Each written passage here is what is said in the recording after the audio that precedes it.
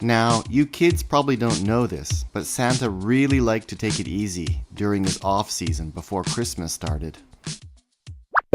But what Santa didn't realize was that he had relaxed for way too long and that it was already December. Little George, his helper elf, sat anxiously on the sofa wondering, where's Santa? It's already December. He should be making toys for all the little kids. And he hasn't called or shown up. Thought little George. It looks like I'd better call Santa. I know he doesn't like to be disturbed, but I have to do it. The phone rang and rang. But Santa was deep asleep, relaxing. Come on, Santa, pick up the phone. Pick it up, thought George. Santa couldn't hear his phone. He was enjoying the warm sunshine and a nice long nap. Wow, Santa really isn't picking his phone up. And sure enough, the phone rang and rang and rang. Oh no, thought George. No Santa means no Christmas. What am I going to do? Aha, he thought. I'll call one of his reindeer.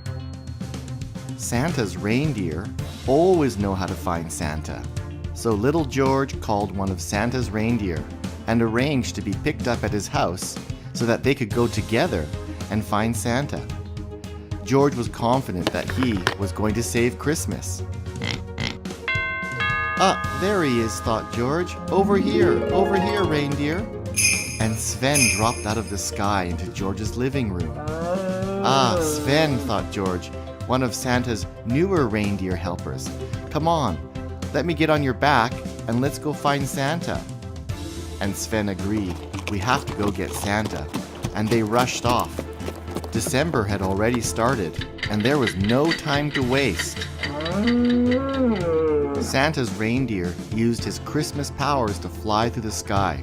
It was so fun, thought George, way better than any airplane. And the moon wished them good luck.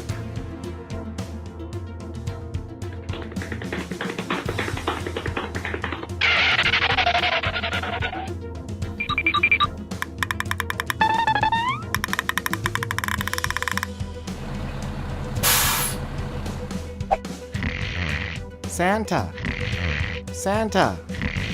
Wake up, Santa! Santa! But Santa was deep asleep and couldn't hear George.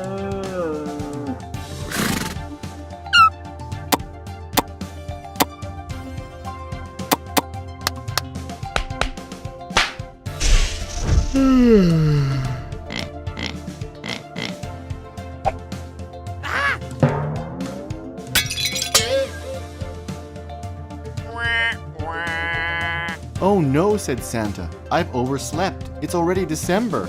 We have to get back to the North Pole. Come on, George. And in a flash, they were in the sky, riding Sven the Reindeer. Santa and George were going back to the North Pole, and George had saved Christmas.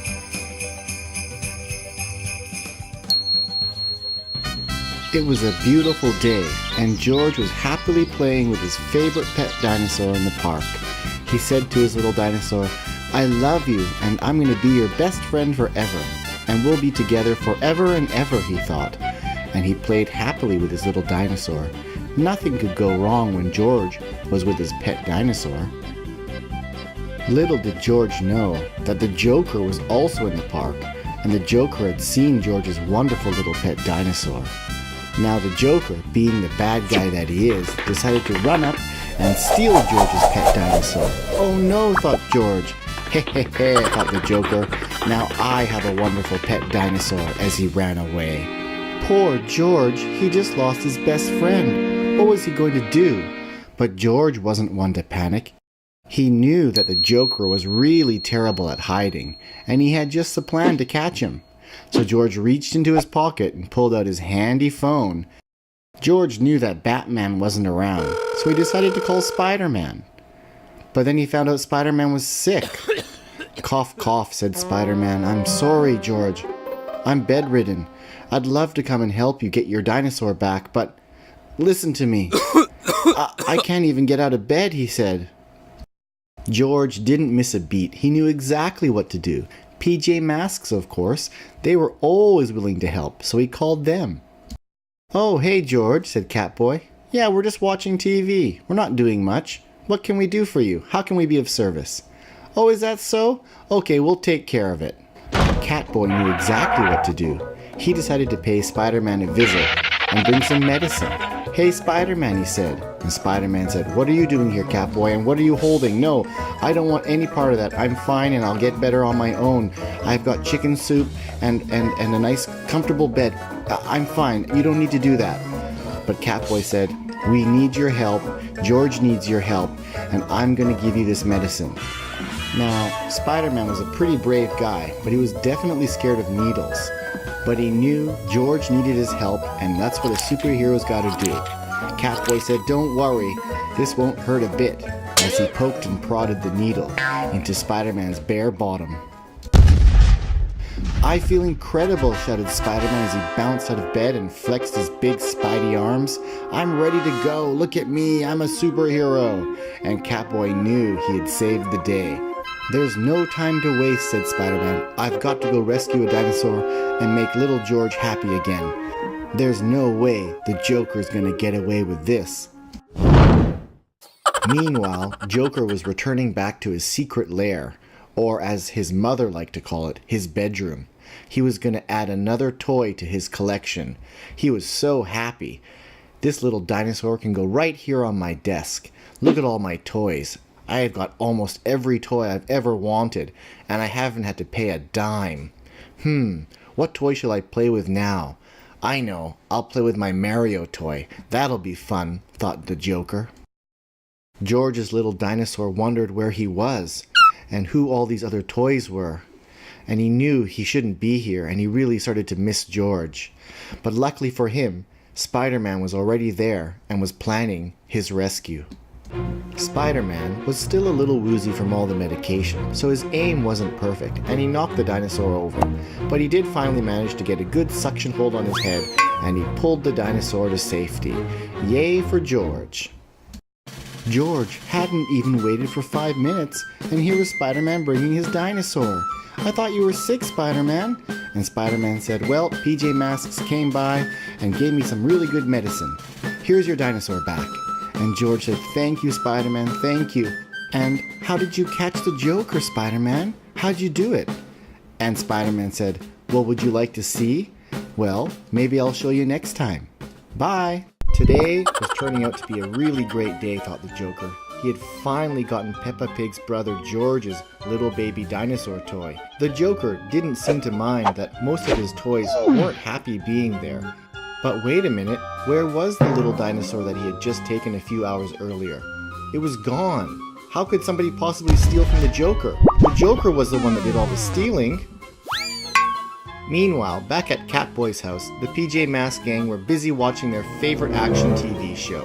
But the Joker had other plans in mind. He knew that they were good friends with George, and that they had probably snuck into his room while he was eating dinner and stolen George's toy bath. So he had his own little plan to kidnap everybody. The PJ Masks were so into their favorite action show that they didn't even notice the Joker behind them. And before they knew it, the Joker had them all wrapped up in his big burlap sack. The Joker said, "I'm going to drag you to the forest where I have a very, very special surprise waiting for you.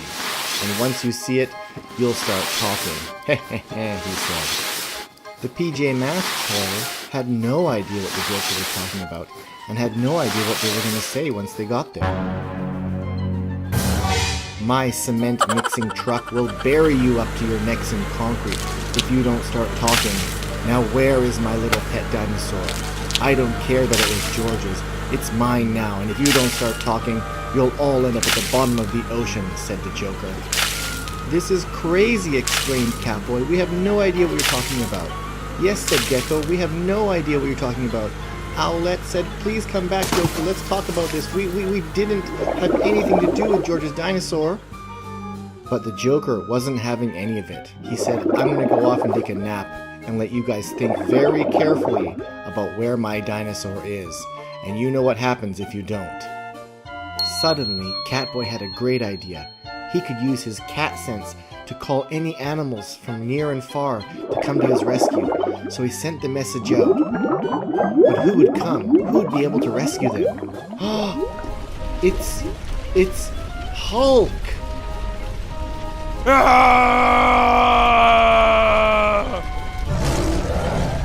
Help us, screamed the PJ Masks. Smash this concrete and let us go. And so Hulk smashed, and he smashed with his great big muscles. And the PJ Masks said, once this concrete's broken, we have to catch the Joker. He did it all. It's his fault. And Hulk with his mighty muscles smashed and smashed into the concrete, and they all broken around his big green feet. That's it, Hulk. Good job. A few more hits, and we'll be free. Come on, a few more. And Hulk mightily smashed one more time, and the PJ Masks were free. Thank you, Hulk, they all exclaimed. We're so lucky the strongest superhero in the world came to our rescue today. You were just the perfect person to come and do it. And as much as we'd like to go and help you catch the Joker, we've got to go make sure Peppa Pig and her little brother George is okay before we go after the villain. So Hulk, if you have time, can you please go catch the Joker and keep him here until we get back? And Hulk said, I'll happily oblige. No sooner than had the PJ Masks left that the Joker came back to check and see if they were ready to talk. But instead of seeing the PJ Masks, he saw a big green Hulk there and broken concrete all over the ground. What's going on, he said. Where are my PJ Masks? What did you do with them, Hulk? And Hulk said, get over here, Joker. I've got a special surprise for you now. Hulk grasped the little Joker in his big mighty hands and packed all the concrete around him. And now the Joker was getting a taste of his own medicine. Ha ha ha. You can wait here until the PJ Masks get back. And let me know if you guys want to see a part 2 to this exciting episode. Thanks for watching Lemon Pie Land. Bye bye.